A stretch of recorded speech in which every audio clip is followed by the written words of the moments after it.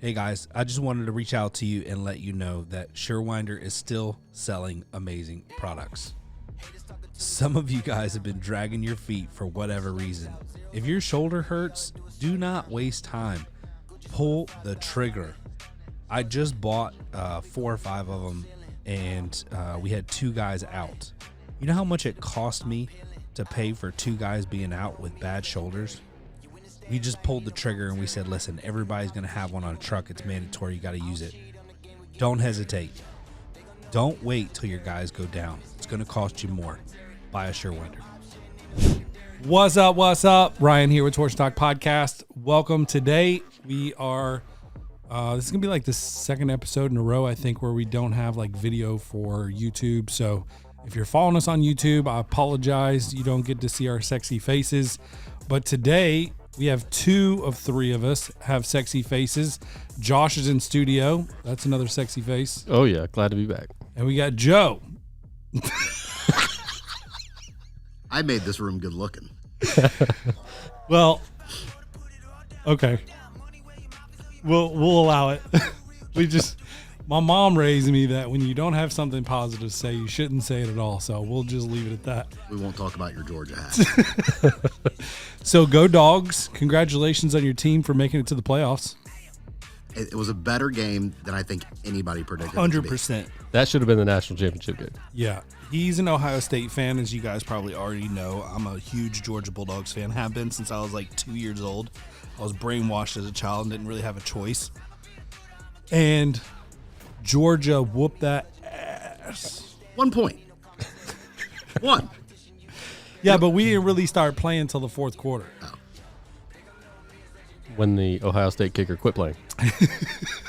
It was like, let's take out Ohio State's best player on a cheap play. I'm not going to blame the refs. Bro, that was a shoulder. He was defenseless. He's catching a ball. I don't play football. I don't know, but it looked bad. Yeah, it was bad. Because we like bring the freaking pain, bro. That was a good game, though. If he would have caught that and we would not have done that, it would have been a touchdown. I almost didn't even watch the game because I figured it would be over at kickoff. Like it was going to be a good game until kickoff. 3 quarters. See, I didn't.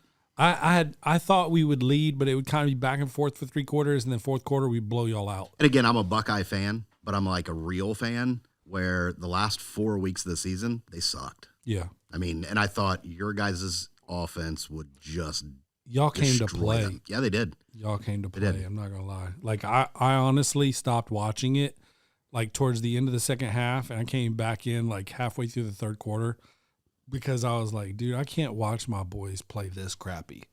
Like, they just played horrible. They didn't play. Your team was playing, like, the best game of their life.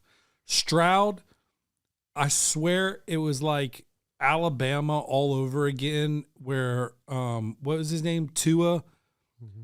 There was a game where we played him in the national championship. Our first, was it the national championship or the SEC championship to go to the national championship? Might have been the SEC on that. It was at the Georgia Dome. Yeah. So I went to the game. It was the SEC championship. I swear that dude probably recorded like 60 missed tackles in that game, and we lost, and it was close. We were winning. We were up a lot, but we could not catch him to save our lives, and we had the fastest defense in the country. I felt the same way halfway through the I didn't Ohio even know State game. Stroud knew how to run. That's what they kept saying, and I'm like, dude, how's this guy not run like this the whole year? And now all of a sudden he's trying to like freaking dance around all of our players. The bad part, the sad part is now I'm a TCU not because I hate, because I actually like Georgia. I think Georgia's a good team. I hate Alabama. If it's SEC, I'd like Georgia. Josh is like, we're going to start ordering. We're not buying from doors. You got to know who to play in this, right? It's okay. Like, yeah. I'll never lie. I'll never just make it up that I like somebody. I don't. So you're not. But they just legalized sports betting in Ohio, January 1st. Perfect timing. Perfect. Yeah. Perfect timing. So everybody bet on Georgia and lost. I bet on TCU to win to beat Georgia, and then they give you like I think it's what's the spread? I don't know. I put my free $25 on Georgia or on TCU, and that free $25 will turn into like $195, and then I bet $25 that TCU will hold Georgia to 11 to 20 points, which I know is not going to happen, but it pays like $395. Yeah. So I'm new to sports betting. Yeah. It's kind of addicting. Yeah. My buddy, I have a feeling I'm going to call the 1-800 yeah. gambling number. He was a huge gambler, and I mean, we used to run together a lot, and he's dead now. He was murdered, but it was from his gambling addiction. Like, he got so bad where he would, like, we were, like, not TMI here, but we ran around and messed around with drugs a lot, and so he kicked in the doors with some drug dealers and stole all their stuff to pay off gambling debts. Well, they came after him, and then he would beat the crap out of all of them, and then so they raised the bar and came with guns next time. So he was shot and murdered, and he was my best friend. But he and I used to sit on the couch every Sunday, and he taught me how to gamble, and he was really good at gambling on games where he would get bored because he was so good at it. So he would start doing these crazy bets, right? With like, I think they call them parlays or whatever, where you like combine 2 or 3 different things for like this ridiculous amount of return. And so he felt so good about some, he would just go all in on these. And I'm like, bro, these aren't the things you go all in on, right? Like, you taught me that. And he's like, yeah, I'm just bored. And I'm like, dude, you're crazy. He was crazy. I mean, he would bet tens of thousands of dollars on like the craziest stuff. So, anyway, take a deep breath. Joe came down from Ohio to see the sun. There was this big orange thing in the sky this morning when I woke up in my hotel room, and I'm like, I walked outside, and I'm like, what is that? We don't see that in Ohio in the winter very often. It feels good. Feels really good. Yeah. You should come down more often. It's like a 100-degree swing in temperature because we were like negative 40. Yeah. Christmas Eve. That's stupid. You know, I didn't even know the temperature went below 0 until I went to Michigan for Christmas one year, and I was like 10, 12 years old. Yeah, it's like the thermometer went below 0. I was like, wait a minute. I was like, your thermometer's blah, blah, blah, whatever's broken. Mm-hmm. And they were like, no, it's not. And I'm like, yes, it is. It says it's under 0. And they're like, no, it's literally negative 13. And I'm like, I didn't even know it could go under 0. It was cold. I mean, that's why I'm born and raised in the South. Negative 30. So at one time last week, we had a real feel of -7, -8, and I thought Georgia was going to just end. I thought we were just done. Dude, it was rough, bro. I contemplated suicide. I mean, I got to the airport last night. I think I landed at 8:30, 8 o'clock, and I see people walking in there with like fluffy jackets on, like it's cold. Oh, it's freezing here to most people right now. I walked outside this morning in my hotel in shorts and a T-shirt. Yeah. Loving life. I was debating on opening AOD Tampa and getting the hell out of here. Well, I will tell you, since I started doing ice baths, I can manage cold weather significantly better now than I used to. Like, I can recognize now when I go outside, I don't get like freakishly crazy. Like, I gotta get back indoors as quickly as possible. If the wind's blowing real hard and it's in that 20-degree range, that's a little rough. But I can walk around like this and I'm a little cool, but I can handle it. And then when it was freezing cold, I didn't have too much of a problem. Like, I was handling it pretty well. Ice baths have changed me. I've watched the videos, the event you just did in Dallas, and I watched the videos of the guys doing the ice bath. Tyler? I saw Tyler.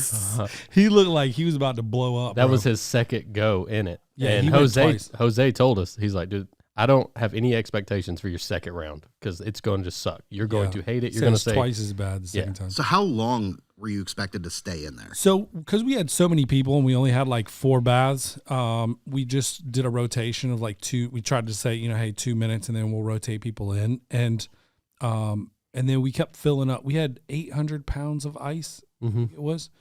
And so we just kept putting new ice in so that it wouldn't like melt and warm up. which was great. But at the same time, like I made the choice, like I was about to get in and I could tell like some of the ice was melted and it was starting to like water down.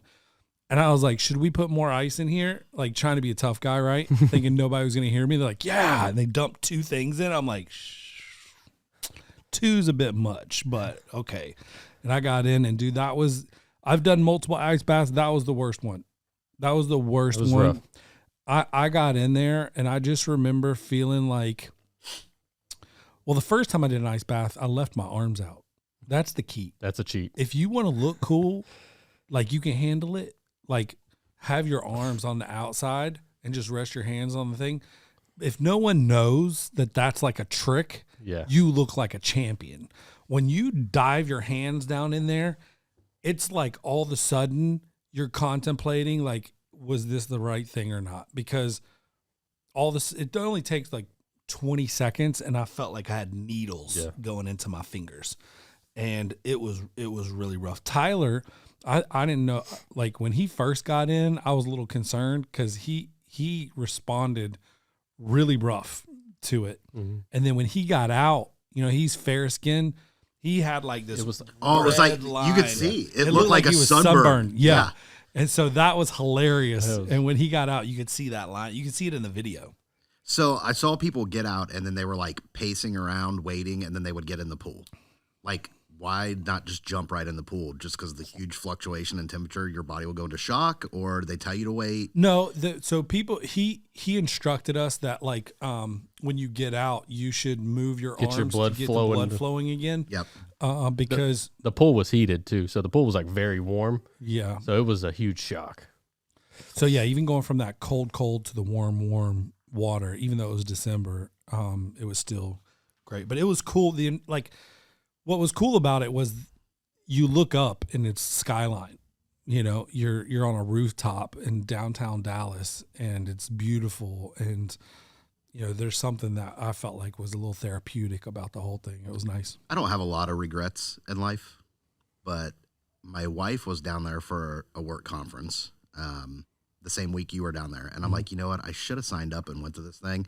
I have no interest in doing the ice bath. I like warm water. Yeah. You could have just Could swam. I peed in it? Yeah, you could have. It That would have been a great You just had to trick. go last. Yeah. But If you go first and you pee, you're a prick. the cars. You're never allowed to go. Oh, dude. Oh yeah. Like, Bro.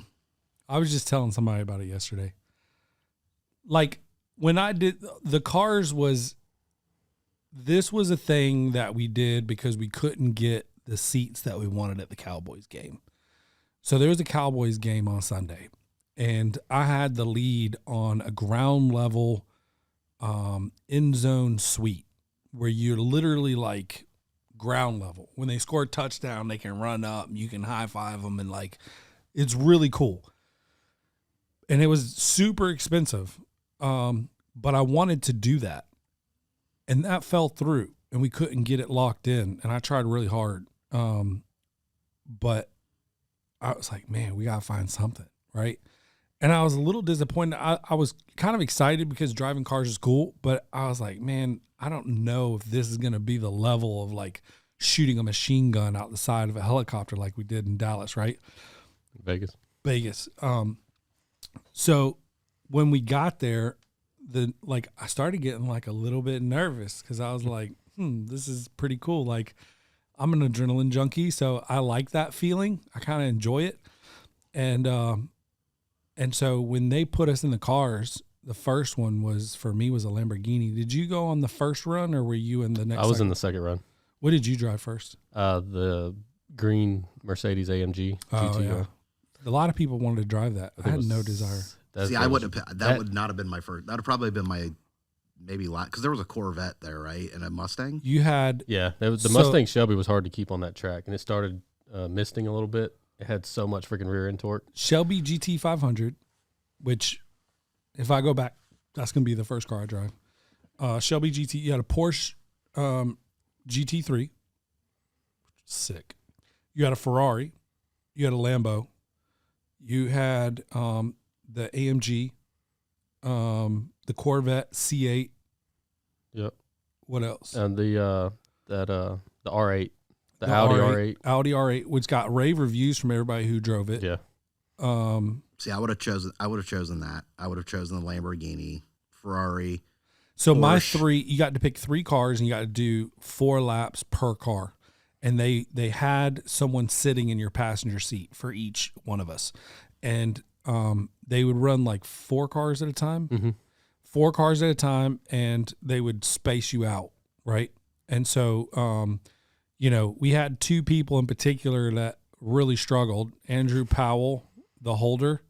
For those of you guys who listen, you'll understand. Andrew Powell, the holder, he was like grandma. Yeah, he had no care to go fast. No. He was like, I'm pretty sure I passed him like 3 times on my first. See, but he was, I look at it this way. Like, he was getting his money's worth. He's getting as much track time. See, that's what I say I about. had not thought of it that way. See, I look at it like this. Like, my son's a golfer, and he's good. And I'm like, dude, you're not getting your money's worth. When you're out there shooting a 40, you're paying X amount per hit. I'm out there shooting a 90 on 9 holes. I'm out there for 9 hours. You're a I'm good salesman when you convince somebody that going slow on a racetrack might be a good idea. I'm just saying. I'm not saying I would do it. Yeah. But he was getting his money's worth. Yeah. Jose, who led us through the ice baths and taught Unbreakable to all the business owners, he too struggled. It was funny because at the end we were like, all right, who's the fastest? It was Sebastian was number 1, which this is the first time I've ever been beat in a race, period, in a car. And then it was me and then Greg Giaquinto. And there was a pretty big gap between Sebastian and myself. Sebastian was like, what was it, a minute 11? Yeah. And then I was like a minute 15. And then Greg was like 1:16. And then everybody was like, who was the slowest? And it was Jose. And Jose was like, dang. He's like, y'all just had to ask? You're like, why? Why would you ask that question? What was his time? Do you remember? It was bad. I'd have to look back at the picture. 3 minutes? I think I've got it in my phone. 3 minutes? Bro. We weren't like a whole minute and a half off pace, were we? No, it was probably like 2.5, 2 maybe. Probably about a minute. So I would say your last 2 events that you've done, Yeah. I guess they're your last. It's Dallas and Vegas. Like, those are, like, I want to shoot. I know I said this last time I was on, I think. I wanted my wife for my 40th birthday to send me down to Texas where I could shoot feral hogs. Oh, we're doing that next time. From a helicopter. At night. From a helicopter. With goggles. Like that. We're going to do the night vision goggles with machine guns in a helicopter shooting hogs. So Joe will be at the next GDU event. I will be at that. Sign me up. Listen. Hold on, let me get my credit card. I'll prepay. I'm pretty sure nobody comes to my events for the actual information, even though I think we do a good job. Yeah. People now understand that I don't play around. Like, I threw out the idea of us going skydiving, and everybody was like, oh. And I'm like, what? And they're like, Yeah, I'm not. Like, that doesn't interest me. Like, really? Do you jump out of your car driving down the freeway? No, but I wouldn't have a parachute and I'd hit the ground. Why would you jump out of a perfectly good airplane? Because you have a parachute and you're freaking 10,000 miles, I don't know. 10,000 feet. 10,000 feet? Yeah, I wouldn't do it. So I would be afraid that if we did that, people would not sign up because they would be too afraid. I just have no desire. I mean, you only live once, bro. For the experience. When I re-enlisted in the Marines, one of my re-enlistment incentives was I could go to SEER school, and that's where you learn to survive, evade, resist, escape. Pretty much, you get the crap beat out of you. And I'm like, yeah, I have no desire to do that. Or I could go to jump school. So I was going to come down to Fort Benning, Georgia. It's like Ranger School, right? It's for the Marines side. Because they train Rangers at Fort Benning, didn't they? They do, and then they'll send Marines down to get their jump wings, and it's like a 14-day evolution for Marines, and you do so many jumps, and you get to wear jump wings on your uniform. And I'm like, you know what, I'm going to do that. And then I got hurt right before I was supposed to go, and didn't get to go. I did. I jacked my shoulder up, and Joe, it's time to go to war. You know what, bro? I got a headache. And my ankle's been hurting. Got an ingrown toenail. Quick funny story about that, getting your wings. My stepdad and my stepbrother are both Army, and my stepbrother was stationed at Fort Gordon in Augusta, and they sent him down there to get his wings. They went to jump, and the weather just flipped a switch on. Weather went terrible. They brought them all back to the ground, gave them all their wings. So he gives his son crap now. He's like, dude, give me those. Give me those. You didn't jump out of nothing. That's funny. All right, I'll tell a story. I was going on deployment down to South America to do counterterrorism and anti-insurgency training for the South American military, because they do a conscript, most countries down there. So you spend 2 years in the military. You do 1 year in the jungle fighting the drug cartels. And they use a lot of the... that sounds fun. The drug cartels use a lot of the same tactics that were used in Iraq and Afghanistan. And so we went down there to do training with them. Well, before we went, we had to get non-lethal weapons certified. So like shooting rubber bullets, OC spray. And I was in charge at this time. And we're going through OC spray. And I looked how miserable it is. And I knew guys that went through it and how miserable it was the entire day after getting OC sprayed in the face. And I kind of kept making my way towards the back of the line. And I ended up telling one of my Marines, I'm like, put my name down that I passed. And he did it. And I never had to get it done. Wow. Yeah. That was You lost respect for your whole unit that day. they didn't know. No? Just that one guy knew. Damn. He told everybody probably. No, he didn't. Now, Joe blackmailed the hell out of that Yeah. dude. I will have you court-martialed. You say anything. So yeah, I got out of OC spray. You know what's great about I get to relive the gunship thing, because every time I talk to Tommy Mello, he thanks me like 3 times, because he tells me that was one of the best days of his life. For someone like Tommy Mello, who lives a pretty fulfilling life, to tell you that you gave him one of the best days of his life is pretty special. Yeah.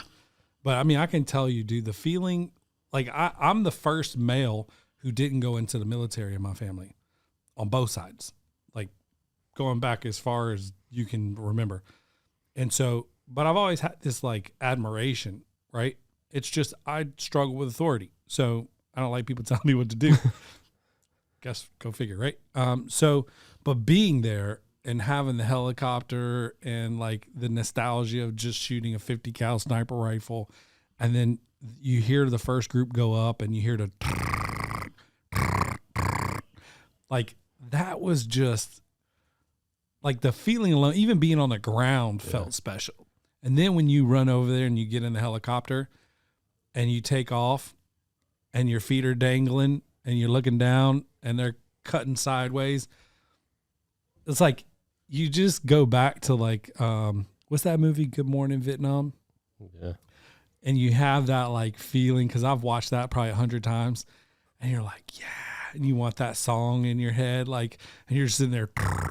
But the only bad part about it is that you go through 100 bullets in like a couple like seconds. Yeah, like I'm that. pretty sure I was 3 to 4 seconds. I mean, I was just like,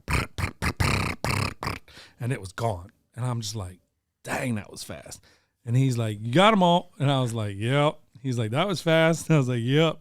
He's like, all right, we're gonna play around a little bit. And then they went wide and then turned the helicopter over to where like I'm looking down at the ground, and then he swings around. It was just cool. Like, yeah, grown men playground. You know, you can shoot things with bazookas there. No. Yes. They have like tanks that you can drive and shoot cars. They have bazookas that you can shoot. Like, it's a full blown like. So my job in the Marines, it was called an Amtrak. It's not a train. It's a amphibious troop carrier. I wanted to be a tanker, but I swam too good, so they put me on this amphibious troop carrier. And we had a 50 cal machine gun in the turret and a Mark 19 automatic grenade launcher. And I've shot a Sasser 50 cal sniper rifle before, and it's really cool. Yeah. It is really cool. But a 50 cal machine gun is badass. Oh yeah. Just it is 100%. So much fun to go out to the range when we'd shoot those. And like everybody asks me now, like, are you super into guns? Like, how many, AR-15s do you own? I'm like, 0. Like, I have no desire. I have a pistol. Is this you trying to document just in case they come to your house? No. Because I felt there like a long, dramatic pause. Well, I was right going to there. say M4, but they don't sell that. Yeah. It's military the grade. AR-15. All right, for the record, government, because 0. we know you're listening, Joe has no M4s or AR-15s or anything that you could come for. Rocket launchers. Yeah. None. 0. But seriously, I have no desire to own them. I have a shotgun and a pistol. That's literally what I have. But like going to shoot machine guns, like I'd do it. You know what we should have done? That's what we should have done. I have like a 6-year membership over at Georgia Gun Club. They got the 50 cal.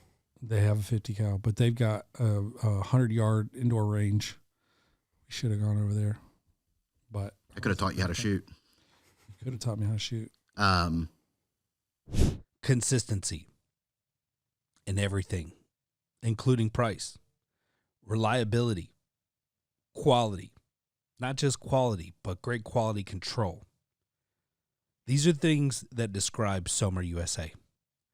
Somer's not some startup company, not one that you need to be worried about going out of business in the near future. Somer and their family of businesses are $200 million companies. They're in over 100 countries, and they have locations in 20 countries.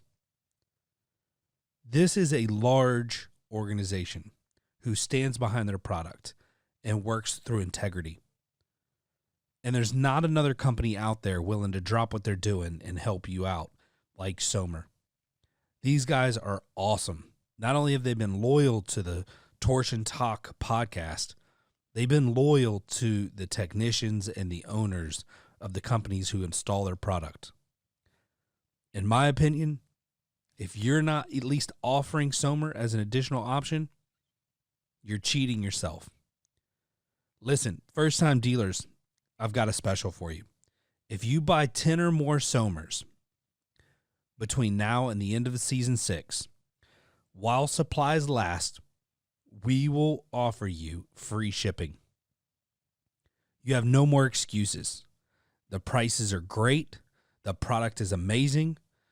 Go check out Somer USA and order 10 for free shipping. But yeah, you've definitely done some pretty cool events. We're doing one. So I kind of talked to you about it a little bit, but it's going to be small scale. Yeah, but it's at the Phillies game.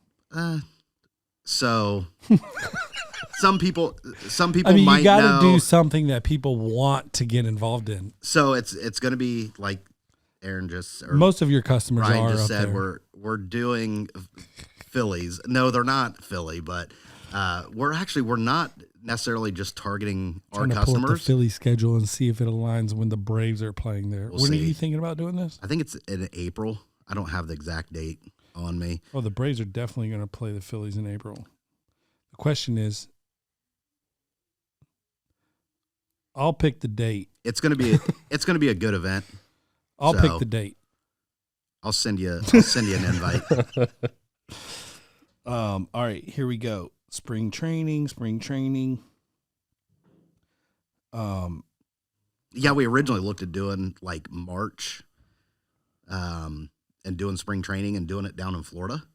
But now we changed And then it. take everybody deep sea fishing. We're doing it April, and we're going to do a suite, the executive suite at the Phillies game. So it's like their bigger suite that they have, and that the welcome dinner in there. And then the next day, the Phillies are traveling, but we'll be back at the stadium, and that's where we'll do all the classes. Dude, they're not playing the Braves in April, which seems really weird to me. But you guys, if you go do the beginning of April, which is usually spring break, which is tough for a lot of people, they're playing the Yankees. But it's at New York.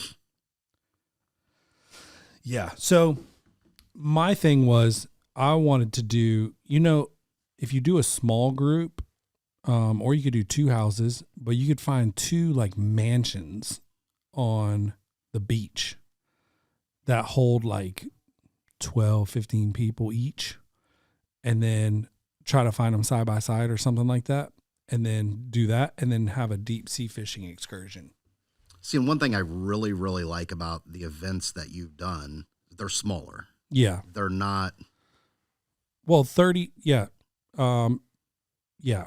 But well, the pit house party, I think we got up close to 100 people. Right. But that was pretty packed. You're going out and shooting was a smaller event. Yeah. It's like 10 or 12 of us. Your event you just did in Dallas was a smaller event. 40 people, 30 something, 40 people.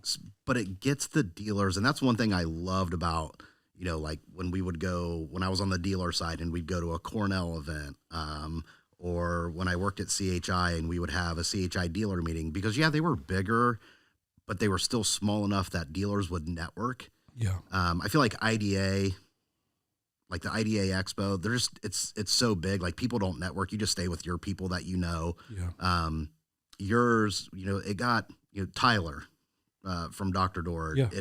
It got him introduced to other dealers, and it gives him ideas on how can I do things better for my business. Yeah, and let's talk about that for a second, because I've been harping on this for a little bit, and I mentioned it while I was there, and I've actually I had a conversation with Tommy about this. Is this is a good thing and a bad thing, that there's now a bunch of information and events that dealers can go to and learn. Tommy's doing events. I'm doing events. You got IDA. I think the IDA stuff is you can give that plug. Regurgitated. Joe's doing a Phillies game.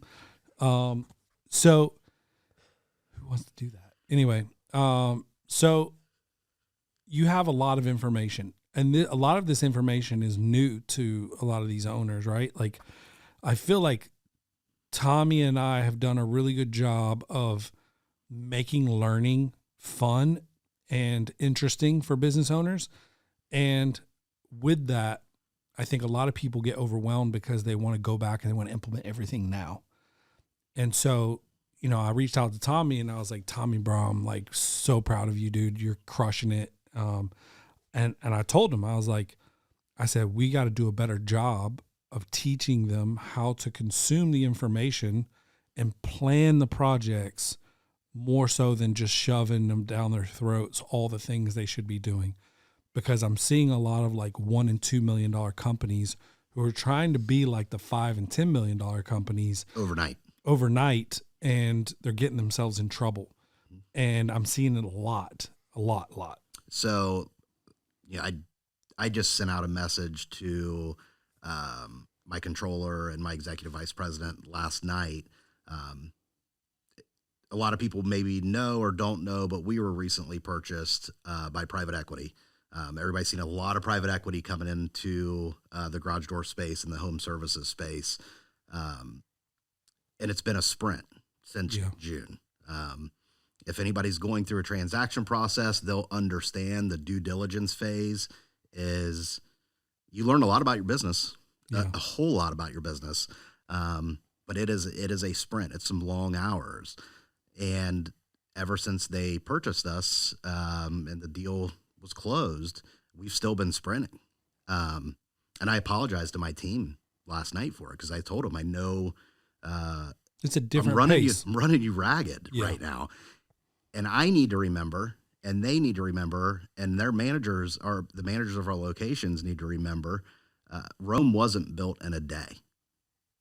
And you need to slow down, and it needs to be built brick by brick, block by block. I used to like that phrase until I had to set up like 50 Ring cameras.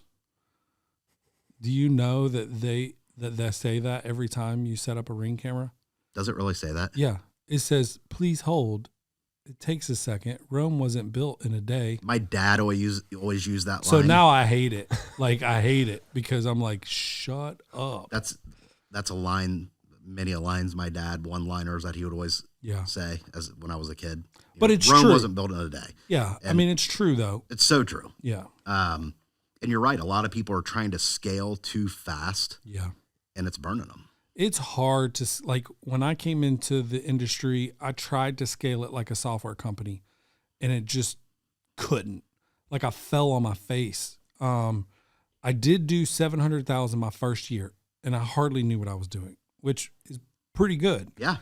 But I had to sell faster than I could do the work, and cash flow was a problem, especially early on. And I still remember like Q1 of 2017, I knew, I'm like, dude, we're in trouble. Like if this slows down, I'm screwed. And it did. And I had to go take out a line of credit to pay payroll. And I was like, and I wasn't paying myself very much. This was going to my team. And I was like, dude, it wasn't like we didn't have money. It was just cash flow, right? Like I was dumping every penny back into the business. I had to get to a certain point so I could support my family. And this was troubling. Like I broke my business early, which is probably something that I feel like it took us like 2 or 3 years to recover from.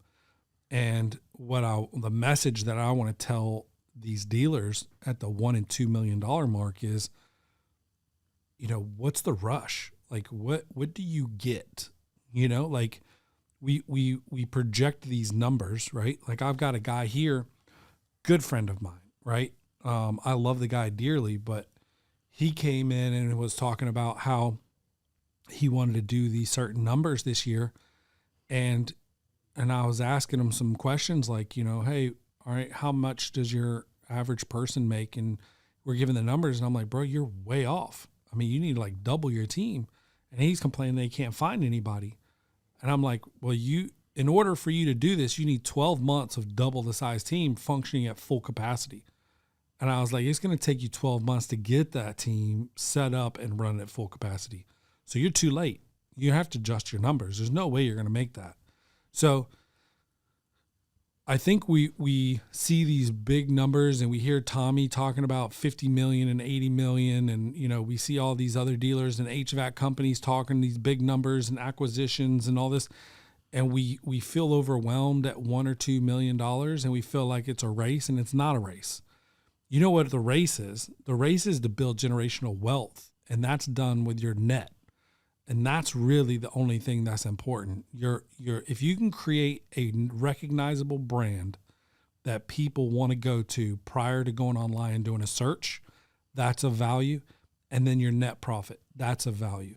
Everything else, cash flow is important.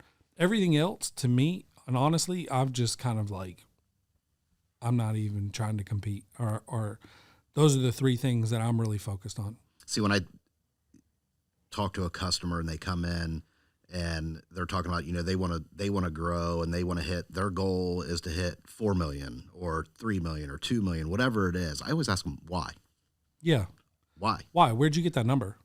Where did you come up with it? Yeah. Why do you want to hit that number? And then I always ask them, what's the end state? You own your own business. So like, what's your end state? Most people own a business. One reason is they don't want to work for anybody else, and they want to be able to hand something off to their kids. Right. Or 2, you build a business to sell it. Yeah. And I've got some customers that I talk to, and I ask them, what did you start your own business for? I don't know. I just didn't want to work for that guy. Well, right. What's your goal? Yeah. I don't know. I've got the same answer. When we onboard people at such and such media, we ask, what's the differentiating factor that you offer that someone else does? And I think I've only had one client give me a good answer. Most people say customer service. I'm like, nope, try again. That's not it, because they have customer service. What's quantifiably different about you than everybody else? Quantifiably, you need to prove it. And you can't prove that your customer service is better than everyone else's in your market. You can't. So what's different? What makes you different? And people can't, and it's not an easy question. I'm not giving a hard time. It's not. We all sell freaking garage doors, and almost every garage door manufacturer makes doors very similarly. And the difference between the best garage door and the crappiest garage door isn't that big of a difference. Like, let's just be honest. So what makes the difference? The difference is the people. You can hire great people and pay them more and generate an experience like air and overhead doors. What's different about air and overhead doors? Air and overhead doors is a unique, bougie, boutique style, high-end garage door company. We don't want to sell doors for $2-3 grand. We will.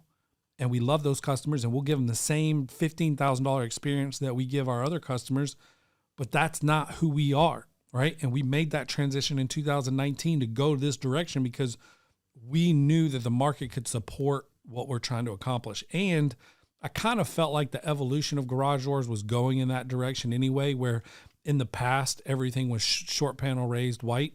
C.H.I, I think, and Clopay kind of changed the game with high-end doors. The Classica, you know, these are doors that are unique and different and able to, here, you want to fill that up? Nope. I won't make it all day. We'll be fighting in here. So let's talk about private equity for a minute.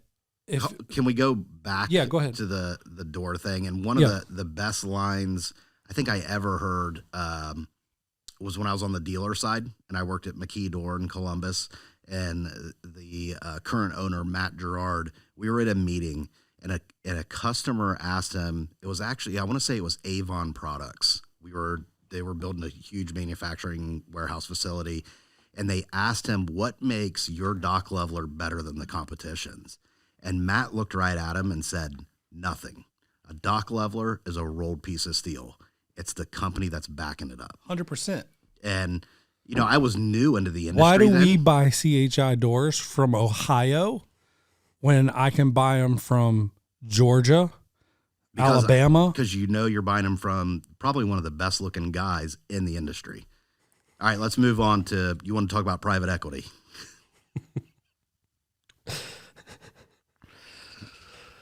I just mic dropped. Oh, man. We did a profile search and laid them all out on the table and said, we'll buy from that guy. Yeah. He's so sexy. You were probably like, that guy looks special. We should probably buy from him to make him feel better. He needs help. No, I think you buy, to answer that question, and I think what differentiates us from, you know, I don't even want to call them competitors. They're my rivals, are the factory-owned distribution centers. You know, I'm an independent distribution center. I think what differentiates us is the customer experience. Yeah. And again, you can buy C.H.I right down the road, but you buy from me. One, majority of my team has, not because we want to, but kind of because we have to. Well, they suck here. So it's like, do we want to deal with the drama, or would we, like, I'm good at logistics. I mean, listen, if I can run drugs from Miami to Atlanta at 16, 17 years old, I can run garage doors from Ohio to Beaufort, Georgia. We figured out. And I kind of liked it when you sent Josh up because it gave me like a day off because he just sat in my office all day. He keeps bringing up the fact that Josh just went in his office, took over, and started working like he was in Beaufort. I think we had a good lunch that day. Yeah. Thanks, Penske, for delaying that. It was good. But it's 75% of my workforce has been in the dealer's shoes. They were a dealer. They were an installer. So not only are we there to sell you doors, we're there for technical support. Yeah. And the more and more I've got immersed in this side of the business, we're sometimes the counselor. Sometimes we're the psychiatrist. Oh, yeah.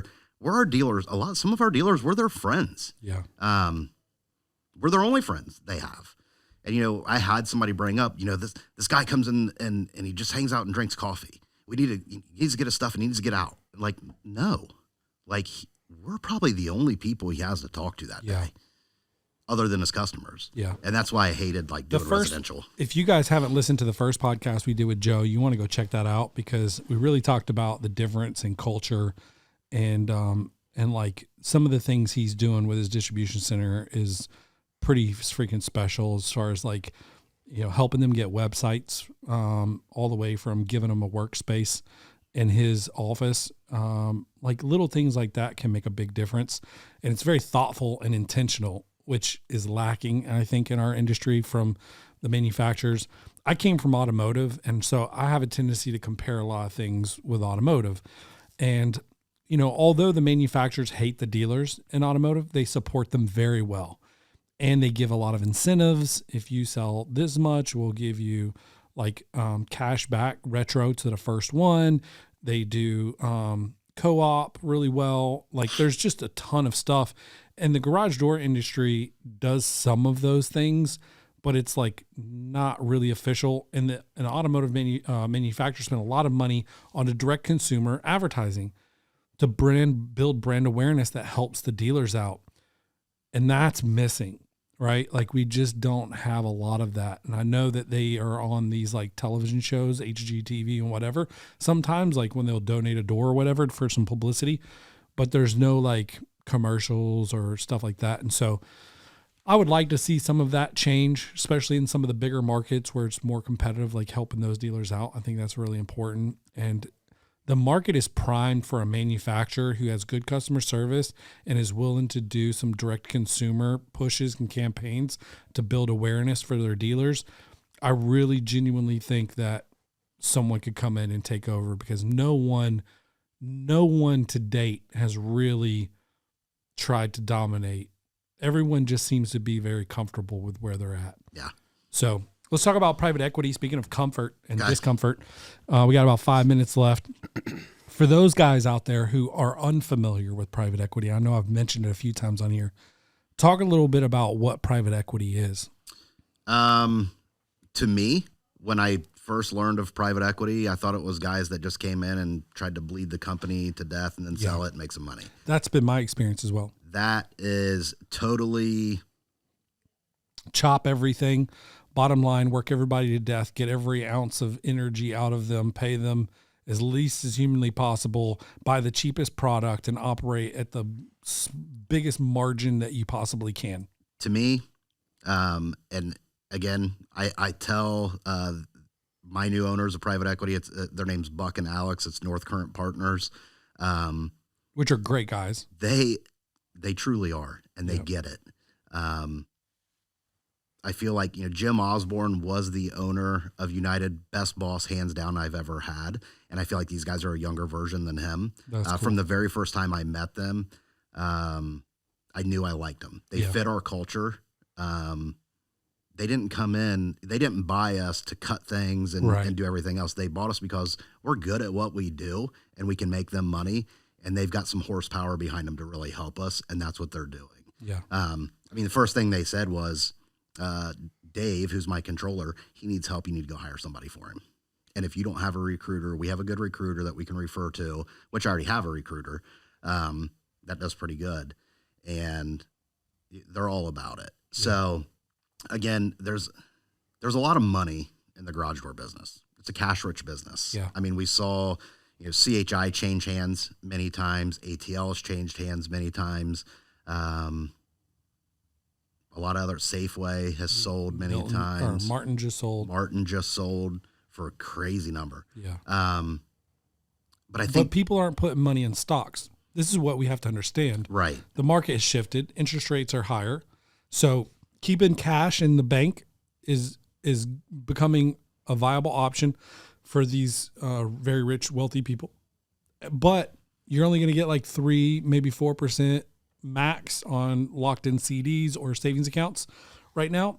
Or you could you could buy low right now, but we don't know what the bottom is with the stock market. So a lot of people are trying to keep their money out of there. But where's the highest opportunity? If I can buy a garage door company who is operating a little bit dysfunctionally because, they're figuring it out. Like most garage door companies, they don't have a full-blown staff.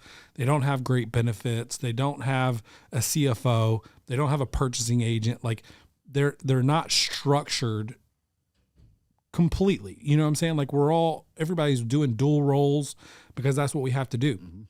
Well, if I can buy 5 companies who you could immediately impact with additional resources, provide employees with better benefits, and create this environment of growth by injecting a large sum of money into the business and grow the company, that's fun. And that's the North Current Partners, Buck and Alex, they're into the home services side. We're their first distribution channel that they've bought. Everything else is home services. They've got Tri-State Water and Air. It's like Kansas City area. It's grown from 94 employees. They've grown it to 200 employees. Wow. They're just doing big things. They own. Now this happened in HVAC 6-7 years ago, right? Right. Where just a bunch of private equity firms came in and started buying up a bunch of HVAC companies. And we're now going through that. Yeah. But it's early stage. We are. And it's probably going to be like a 3 to 5 year Everybody's trying to do a roll-up strategy, building portfolios of 50 to 100 million. And I swear, like every other day, it's on that GDP owner page on Facebook is, what should my company be valued at if I sell it? And it's like, it's a pretty easy, like, you need to figure out what your EBITDA is, and then you're going to get paid a multiple on that. It doesn't matter what your revenue is. Right. I mean, it does. It does. It that matters. There's a lot of factors. I think a lot of people take this out of context. I mentioned this before. There's more than just EBITDA, right? And you want to hire a company. If you're going to sell, you want to sell to a company that appreciates your EBITDA, appreciates your revenue, appreciates your brand, appreciates all the reviews you have, and the staff. Like, if you have a brand name, you got a good reputation in the market, and you can generate a lot more revenue with additional marketing dollars and salespeople, you have the engine and they have the fuel. Yep. And then if you put those together, it's like you're off to the races. The only disservice I think that has happened, and I don't want to say it's a disservice, but, Martin Door selling for what they did, Nucor buying C.H.I for what they did. I think a lot of dealers, they have the $1-2 million business and they think they're going to get paid $10 million on a buyout. It's not going to happen. No, it's not. So let's walk through this. If you're at $1 million, let's say you did 20% net, right? So you brought in $200,000 of net profit. What are you looking at roughly of what an expectation should be to start the conversation? $600 to $800K. Yeah. So that's good for someone who's doing $1 million a year. Now, are they? But I think they have a lot of people have that. Well, wait a minute. C.H.I sold for 600 or 3.3 billion or 3.2 billion. It's different. It's a manufacturer. I know, but I think everybody sees it that. Yeah. And one thing that we have to understand too is these companies, they're aware of the technology to manufacture garage doors. And they're looking at like a company like C.H.I and they're like, dude, these guys are archaic.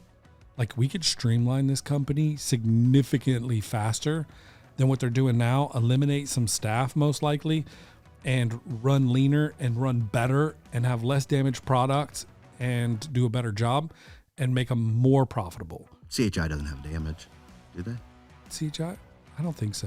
Josh, are you aware of any damage that C.H.I has? Mike's not working. So anyway, listen, they do have. I think it's probably our distribution. I can't lie. It's that guy we get doors from. In Ohio. I actually loaded your guys'. He's so ugly. I loaded your guys' last load too. So I told, and I think I text you like, if it's screwed up, blame me because I loaded it. Yeah, C.H.I does have damage problems, but it's not the only one. They're not. Everyone's got it. But at least they back their stuff up. Yeah, they do. Yeah. Yeah. I just wish they had better reps. They do. I'm right here. Yeah. No, I mean direct, but yeah, it's all good. It's that's a whole nother conversation. Yeah. We're way over time, aren't we? Yeah, we are. But I got a meeting I gotta go to. But listen, thank you, Joe, for driving all the way down here to do a podcast. I flew. You drove. Oh yeah, I drove. Joe. You did say fast. Yeah. Fast. 90 on the freeway here is like 55 in Ohio. Yeah, he was telling me he was going 90 and people were passing him. I'm like, that was probably me. No, I'm just kidding. This is Josh. If you have somebody within an inch of your bumper, it's probably Josh. Get out of the beach pass lane. Yeah. Josh is like, he's a race car driver. He's trying to drift. He's not being ugly. He's drifting. He's saving fuel. There you go. That's what it is. He's trying to help the bottom line for AOD. Yep. If I can save a gallon a week. All right, y'all. Listen, go out, get your money. Hope you guys had a great show with us. 51 minutes, 30 seconds. This is not bad. That's below our normal, I think. Yeah. We just got started late. How'd you like the steak, egg, and cheese tacos or chicken, egg, and cheese? That was good. Right? That was good. I'm glad you convinced me to do Mexican. I'm a gas Love station. it. Yeah, it was good. All right, y'all. Have a wonderful day. Be blessed. Stay safe. Stay warm out there if you're in the north. We send our prayers. Go Dogs.